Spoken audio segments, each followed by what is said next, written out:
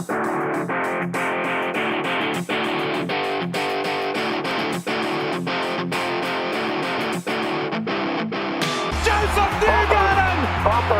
the outside, this is mind-blowing! Is it possible? No, it's not! Contact! It is both of them crashing! Emilio Castro-Neves comes to the start-finish line. Quint checkers out, and then there were four.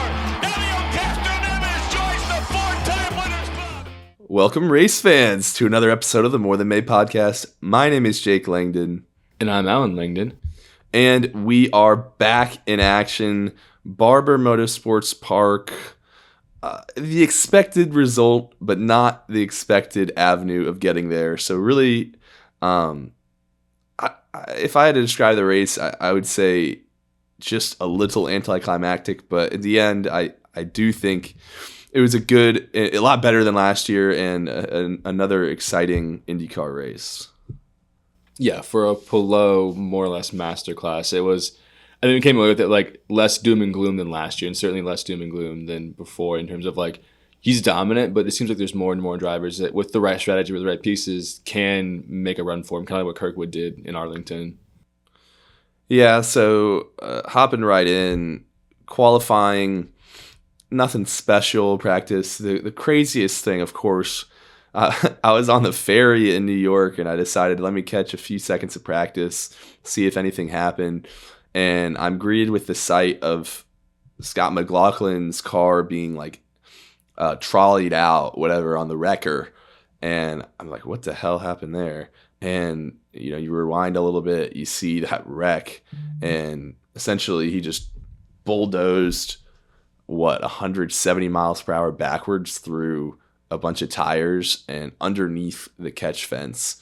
And really scary wreck. Luckily, the DW12, as we know, is a tank for better or for worse. Today, it was for the worse, or Friday in that case. And he was okay. But what were you seeing there, Alan?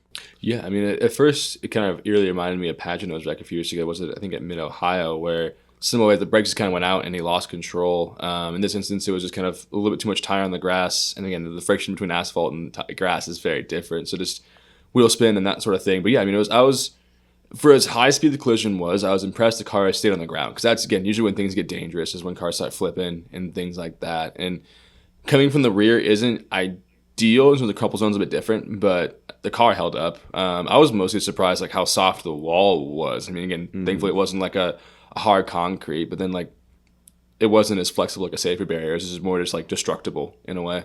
Yeah, I mean, honestly, when you mentioned the weight distribution, the back is heavier now with the hybrid.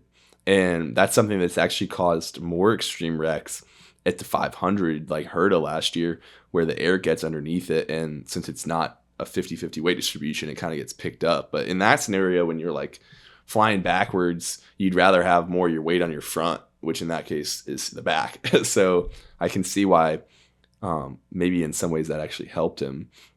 But unfortunately for him, coming into this weekend, I think one of us picked him to win because, he's one of the better drivers here, has won twice. And obviously very disappointing weekend for him. After that, I wasn't really able to get the car back to where he wanted by qualifying, and race strategy wasn't the best at Penske either. So really unfortunate for him. But on top of him, the second best finisher here, Will Power, wrecked during quals, and he actually had a brake failure.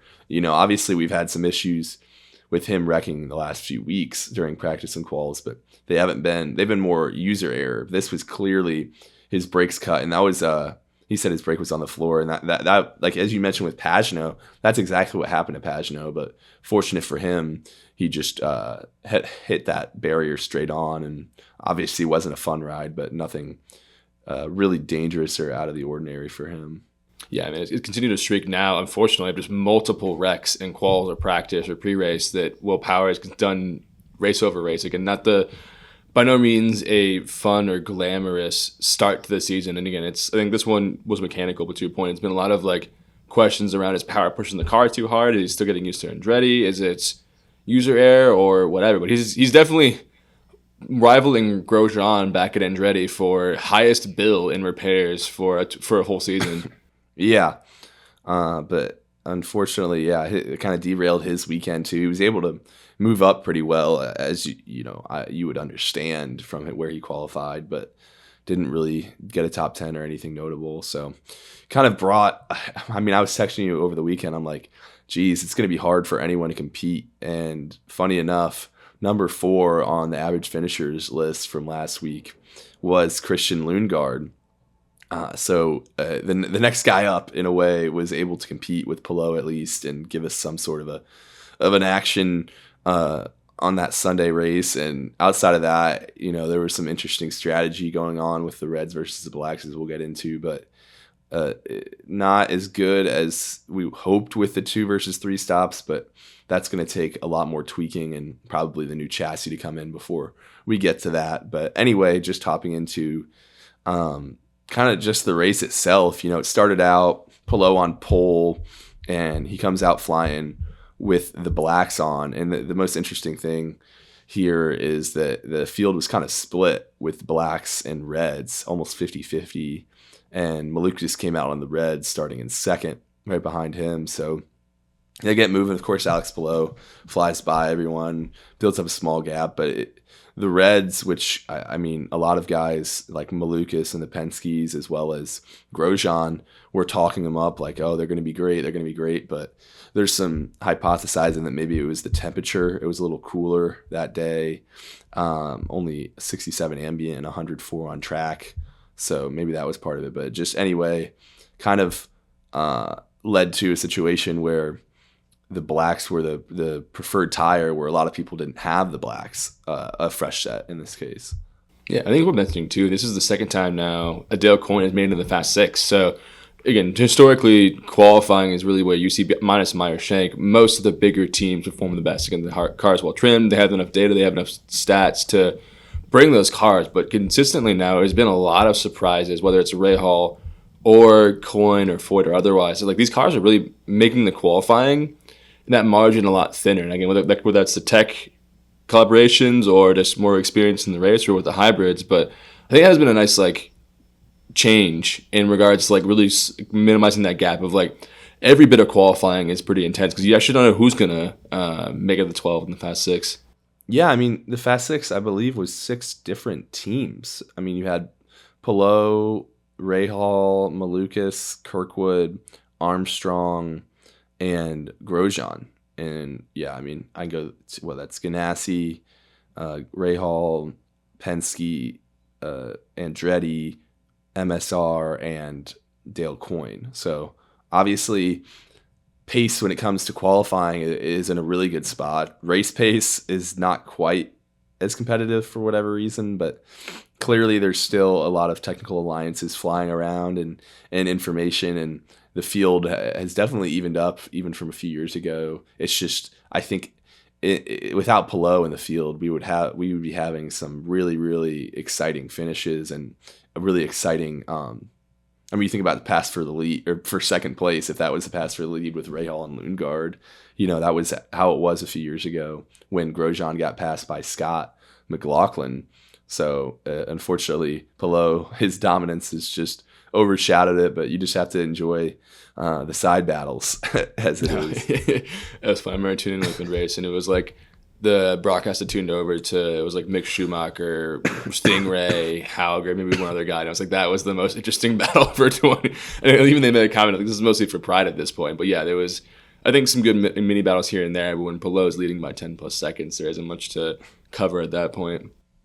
Yeah, so heading into how did he end up building that lead? And unfortunately, a big mishap by Christian Lundgaard's right rear tire changer costed him over 10 seconds in the pits. And in the place that he was at, it looked like he would have had a really good shot to come out ahead of Palou for that last stop. And, he had that 27.8 second lead heading into that last stop. And unfortunately for him, just completely undid any chance he had of winning.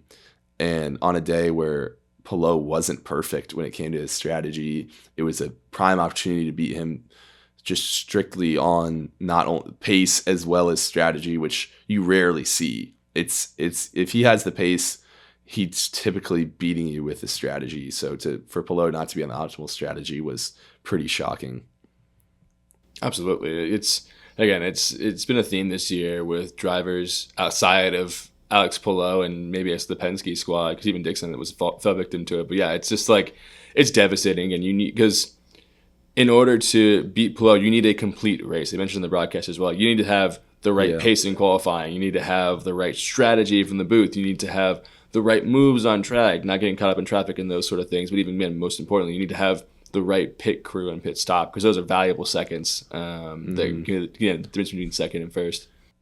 Yeah, I mean, obviously Kirkwood got away with it last week at Arlington, but he would not have in this scenario. It was honestly pretty similar with the 2 stops getting messed up to the time loss that Lundgaard had, but he was just so fast, where you get on a road course and there's nobody that can really keep up that pace. I mean, it was really impressive by Lundgaard. I mean, to have a chance to win a race like that, I think would have moved him up in my mind to another echelon of driver when you talk about the series. And he's continued to prove that he's as good, if not better than O'Ward across this 18 track schedule that we run now.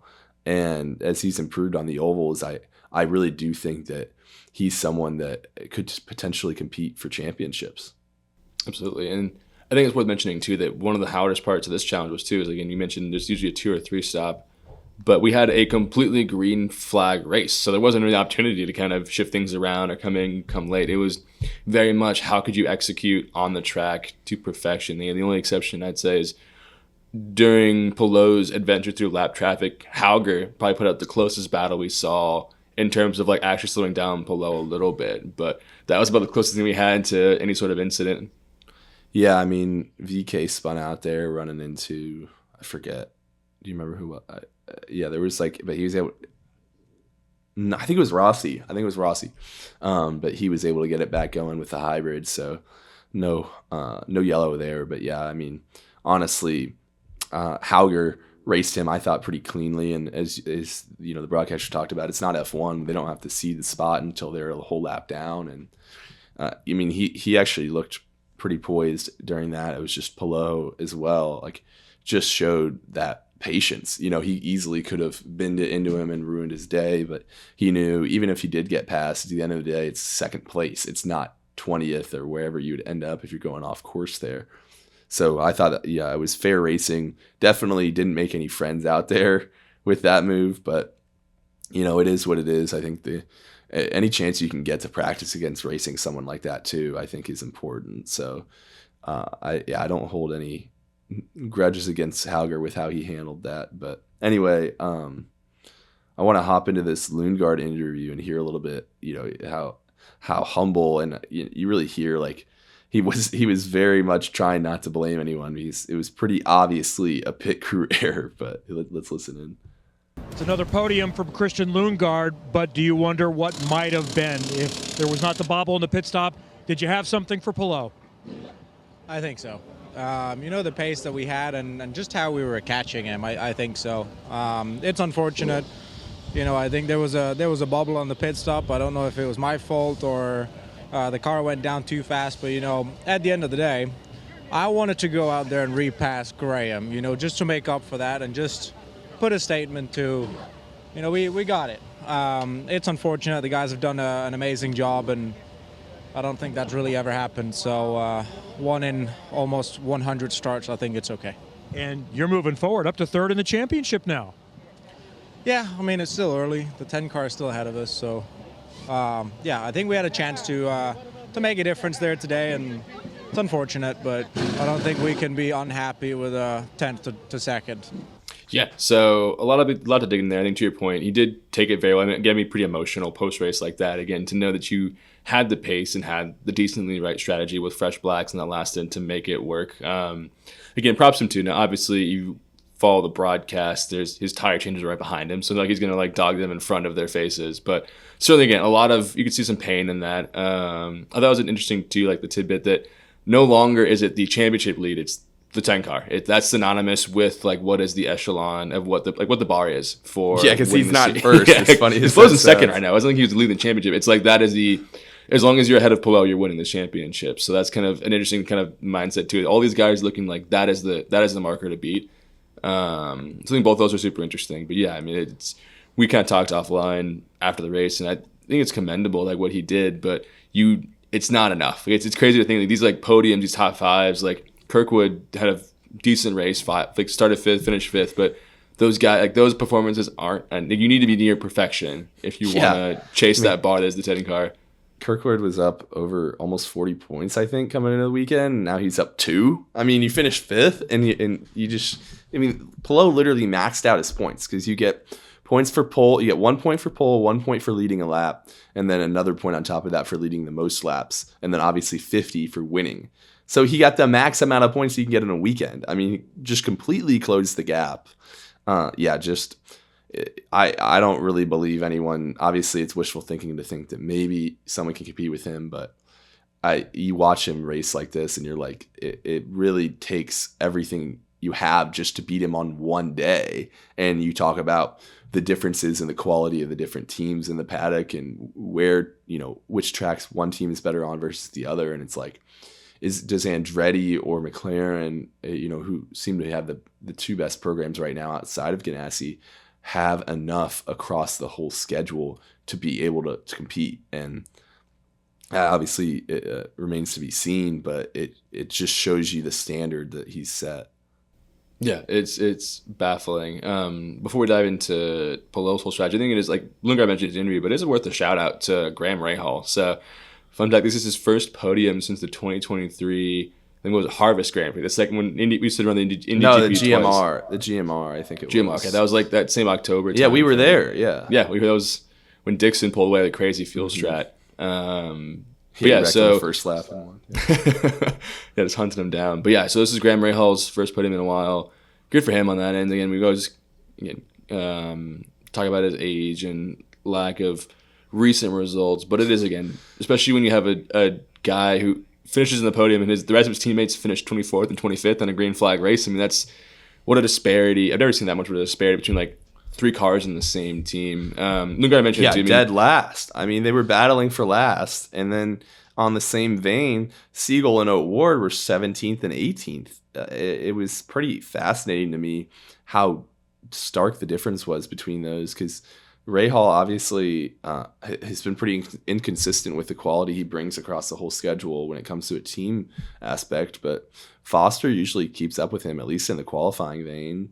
But I mean, Graham qualified 3rd, and Louis was all the way down in 22nd and Mick in 20th. So clearly some dissonance there. But anyway, yeah, really impressive by him. And, they were talking to him like he was 45. I mean, he's 37, 38. And you have guys that are 5 years older than him still driving and winning. So I thought that was kind of a little much to be like, hey, like, this guy can still drive. It's not like, I'm not saying he's competing for wins, but you put him in some better equipment, I would not be shocked if he was, so pretty exciting for him, and obviously a fan favorite. I mean, you can never hate when Graham Rahal is competing, so hopefully that spells some good luck as we head into Long Beach, as well as their favorite track at the Indy GP. All right, so now looking at the nitty-gritty, our favorite, the tire strategy. As we get into it, pretty rare race here. Like we said, Alex Palou not on the optimal strategy. And if you look here, Christian Lundgaard actually was one of the few that realized that black was going to be the better tire and had 3 stickers left despite making it all the way to the Fast 12. And obviously, most people aren't running blacks during the qualifying anyway. It's more of a practice tire. But Palou, as they mentioned at the end of the race, he went through 10 laps on these last scuffed blacks that he used on the last stint. So those are really scuffed. I mean, those are like, so essentially when you see these little slash marks, that means that it's been used during practice at some point or qualifying. And that means obviously they'll have a shorter duration, but we don't know to what extent. So you have to listen to the broadcast. Sometimes they have a better idea than we do. So like this 3rd stint here, it was used, those probably were used 2 laps or 3 laps just to get the, the rubber a little warmed up and everything, and those will run faster. You won't have to put heat in them, as they say, coming out of the pits. Whereas this second set, he would have to nurse a lot more because they would degrade pretty quickly for such a long stint. But anyways, you can see Lundgaard carried those 3 black stints and 1 red stint. And that third stint, I from following it for a few years, I believe is the least valuable, the least important when it comes to how quick you are, because the first stint, obviously, you have everyone around you, so you want to be as quick as possible as you come into the pits. And then the second stint, having that great outlap and then continuing to build that lead from the people behind you is really important. And then the third lap, especially, or third stint without any cautions, leads to a scenario where you're kind of probably in a lot of space or facing lap traffic at that point, where the fourth stint you want to close on whoever's ahead of you. So obviously he was set up to win the race coming onto way better tires than Palou at a later part of the stint. Palou 4 laps earlier. So really, really good job by him. Just was undone by the pit crew. And Rahal similarly was, he came in with an extra red thinking, oh, I've seen him do that before. Sacrifice maybe a chance at pole for another set of reds on the race day. But unfortunately, they weren't the tire of the day. And they were kind of degrading weird. They got some of the drivers were talking about. So I don't know what was up with that. But anyway, that's kind of the nitty gritty of what exactly happened. And the only reason that Palou's on top here is because of the mishap with Lundgaard.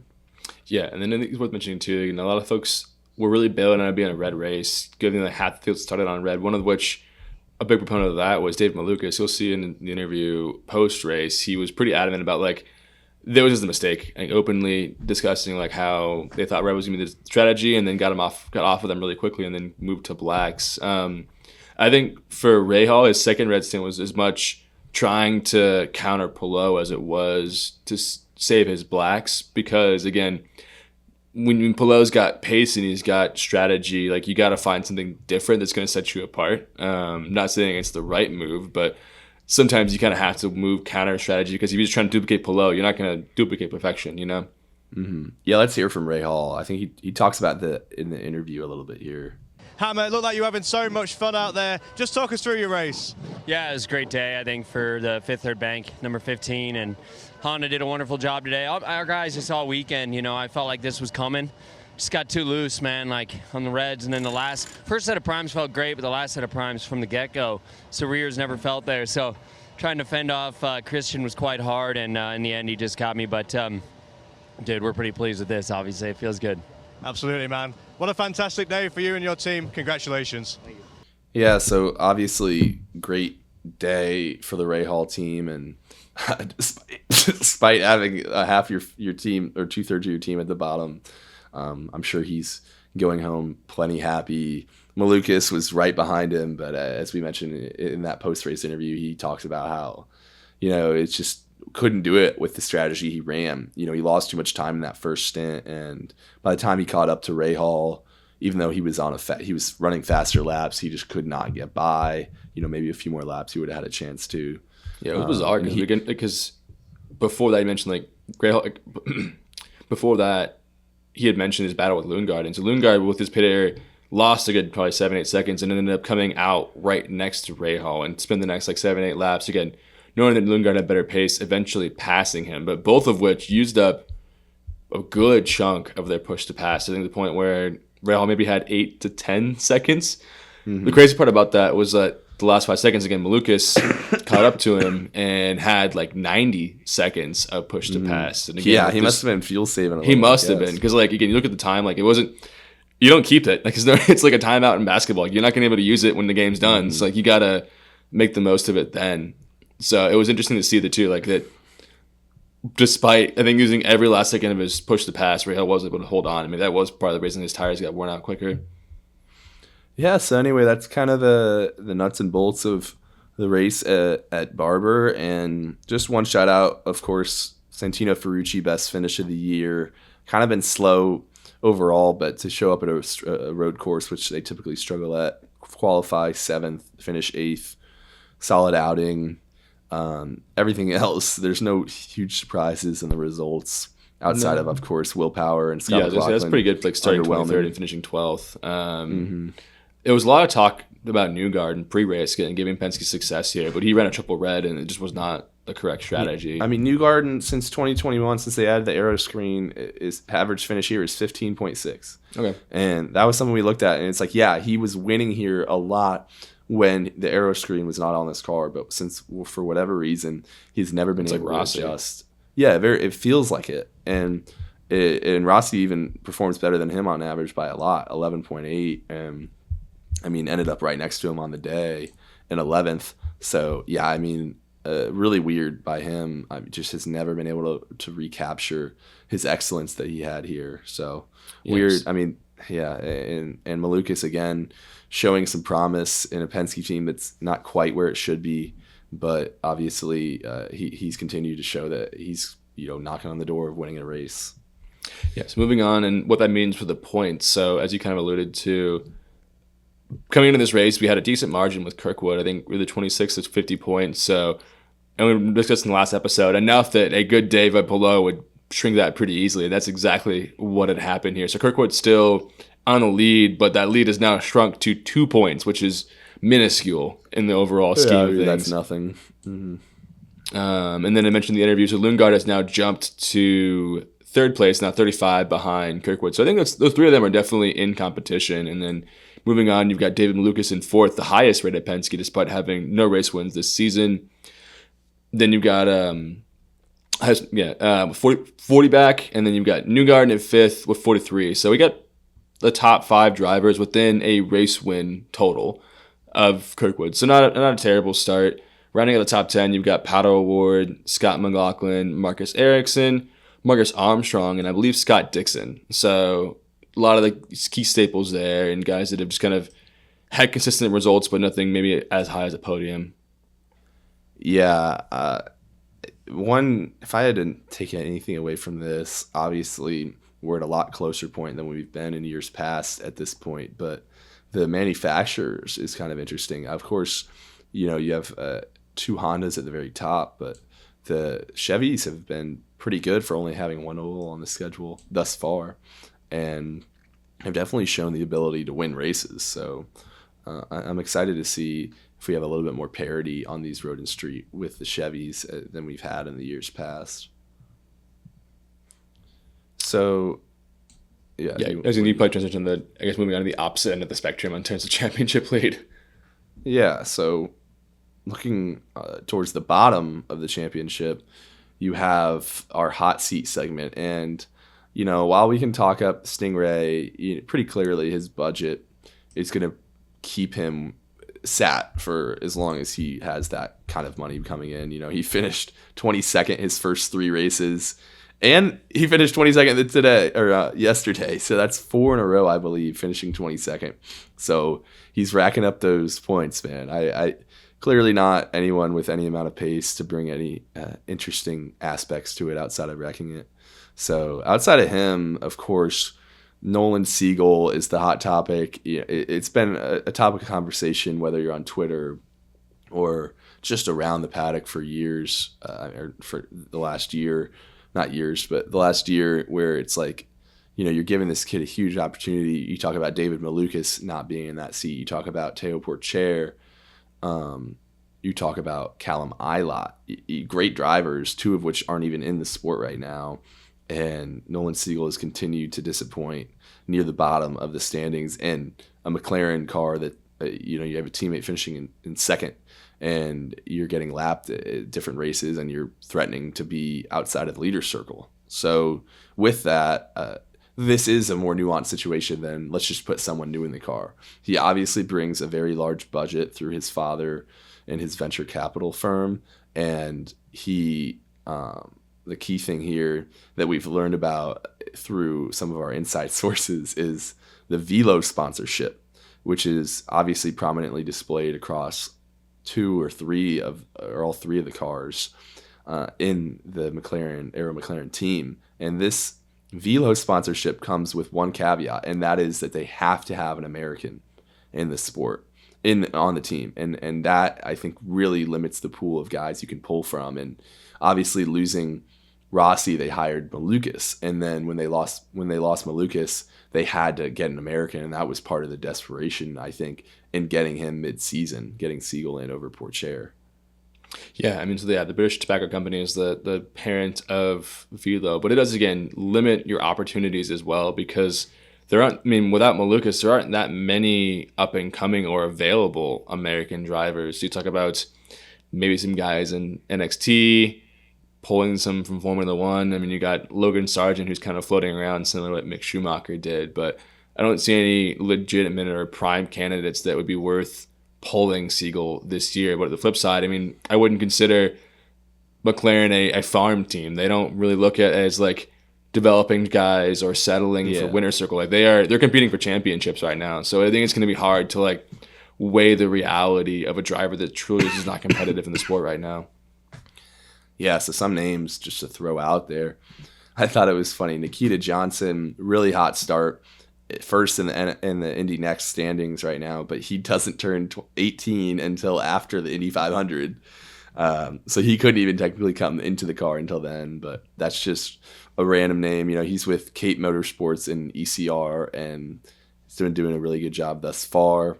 Josh Pearson, he's with Andretti right now, and he is third. He was third last year in Indy Next. He's had a little slower start this year. He's in sixth, but obviously a lot of time left. And then Max Johnson is another, I believe, another rookie, or at least first full year in Indy Next, and he is second in the standings with a win. So just a couple names through there. And then, of course, like Alan mentioned, Logan Sargent, but he seems pretty committed to WEC. You know, he's been with Ford for about a year now. He was with F1, you know, with Williams, the first American we've had in a very long time. And he's actually joining Ford's hypercar division in WEC in 2027. So I don't know if he'd really want to renege on that contract. And then finally, I was just looking at potential European ladder guys that could be enticed by a McLaren seat. And the one guy that came to mind was Jack Crawford. So he was the runner-up in F2 last year, and he's currently a reserve driver with Aston Martin. He's a Charlotte native, raced in the USF 2000, but that was just a short stint. Most of his other experience has been overseas. So yeah, just those would probably be the only potential list I could see them draw from, seeing that most of the free agents right now, the hot commodities are not American. You know, Callum Ilott, Robert Schwartzman, Teo Pourchaire, obviously there's and Linus Lundqvist are none of all those are Europeans. So you wouldn't be able to get them in the seat with at least with the assumptions that we have. Agreed. Even with like active drivers like Dennis Hauger, I think is really talented so far. I mean, he's not American, so that also. Well, yeah, I mean, Andretti's not going to let him walk. I would imagine. I mean, McLaren let Malukas walk, and here we are. So that was rather unfortunate tying of hands, I guess, because Malukas couldn't even race that year. Mm-hmm. Hands, yeah, good one. A lot of hands, yeah, for sure. Anyway, just a quick update on our Indy 500 field of 33, potentially 34. We have yet to hear confirmation on Colton Herta in the 98 car with Andretti, and the big holdup is there were some races canceled in the Middle East due to the conflict, and they're trying to reschedule some races in Canada or Miami, and those are potentially going to get in the way of his Indy 500 effort. So there's obviously they're going to run that car, so it's just a matter of who runs it. And outside of that, you have confirmed seats with Sato on RLL and Elio coming back for the Drive for 5 at 50 or 51 years old now. So pretty standard there, but we're still waiting on a few more dominoes to fall, like we said, with Prema and with those Chevy engines. And you talk about guys like Stefan Wilson, Callum Ilott, Robert Schwartzman, Girl, Catherine Legg, Abel, and DeFrancesco. It's going to be from that pool. I'm about 95% sure of that, but it's just a matter of who. Yeah, I mean, if I was a betting man, assuming that Prema doesn't bring back their roster, Legg probably has the most sponsorship money with her Elf partnership in the past couple of years. It just probably makes it the most likely candidate. It would be kind of weird to see that on the 98, given it's been like Napa and couple other bigger brands. But that would be my best guess. It is, again, it's tough for Herta, but that is kind of part of the challenge of trying to run a series in parallel. Now, I guess with that 98, if that gets booked, does that push it at 33 then? Or are we still missing the 2 from Prema? I think we're still missing. I think we're still missing 2 Prema. Yeah, I think that would get us to either 31 or 32. Okay. Yeah, and if we had the Prema, we would get to both Premas. We get to 34. So maybe they run 1, maybe they run 2. We have no idea. They've been crickets for months. Yeah, just it's running. I don't know what to say. It's like, yeah, we haven't heard a lot, so I'm curious to see how that pans out. I mean, again, the 500 is probably your biggest payout from a sponsorship standpoint, but it's not hard. It's not cheap to run those cars, as clearly they weren't able to manage the money for full season. I mean, they got a sponsorship in the middle of the Indy 500. Remember, after he qualified on pole. So yeah. Anyway, so we'll keep you updated on that as we get closer. I'm hoping by the end of Long Beach, we at least have 33 confirmed entries. Anyways, now looking ahead at the Acura Grand Prix of Long Beach. So this is a 1.968 mile, 90 lap race on an 11-turn street circuit around Long Beach Convention Center. This will be the 51st running of the event, and in many people's minds, including mine, this is considered the second most prestigious event on the schedule. So it's actually an F1 race from 1976 to 83, and Mario Andretti actually has won both in F1 and in IndyCar here. Pretty cool. And Kart took over that in 84. So Unser Jr. has the most wins here, 4 in a row and 6 total wins, while you kind of had a mixed bag of winners the last couple years. You had Rossi back-to-back in 18-19, Herta in 21, Newgarden in 22, Kirkwood in 23, Dixon 24, and Kirkwood again in 25. So a pretty hotly contested track, of course, a lot on the line. So exciting to see that coming ahead. Yeah, it's been a good race overall, and again, it's one of those staples that like really kind of put street racing into IndyCar. I mentioned it was kart before that, and I know Toyota used to be a big sponsor back in the Formula One days. So it's a very well respected race, and the fact that we've already built a lot of momentum into the season, I think it's gonna be a good spot where it's kind of in a bit of a lull that I think the reputation of it will continue to garner some attention. I think too, it's despite it being more or less the same track for years over years, like you mentioned, we have multiple different teams. I mean, you have 2 Ganassi wins, 5 Andretti, 2 Penske, and then 1 Schmidt-Peterson, which was, I guess, kind of the predecessor to Aero McLaren, and one that was done by James Hinchcliffe. So you've seen quite a decent parity of teams and styles. Yeah, so this race will be at 5:30 Eastern, a little later start on April 19th. So we have a little bit of a sabbatical here, but I mean, really, really exciting first half of the season. This first quarter has been a sprint, so hopefully the ratings come back pretty good. If I have them, I'll throw them up now. But anyway, let's dive in a little bit to our prediction and what we expect to happen. So looking at the teams as a whole, Andretti, this is since 2021, has had both the best finish and average qual of 6.3 and 5.5. So that's pretty promising for the team who's brought home 2 wins. And Herta's not pictured in the graphic that was shown a little bit with the average finish by driver, but he's obviously had a lot of success here as well. And then on top of that, Ganassi, obviously a lot of success, but you can see everyone but McLaren has been pretty tight when you talk about average finish. So looking at, race prediction, Alan, who would you go with? I mean, it's hard. I mean, knowing our, again, traditional pod rule about Palou, I think the next best up is Kirkwood. I mean, he already has a win on the street this year, has had a team that's consistently put him on good spots qualifying-wise. I think it'd be hard to bet against him in this race. Yeah, of course, Kirkwood has been, as we talked about last week, I mean, I think it was 5 wins on the last 15 street courses. I mean, just really, really, really dominant. And 2 wins here. So this has been, honestly, probably his favorite track. So no surprises there.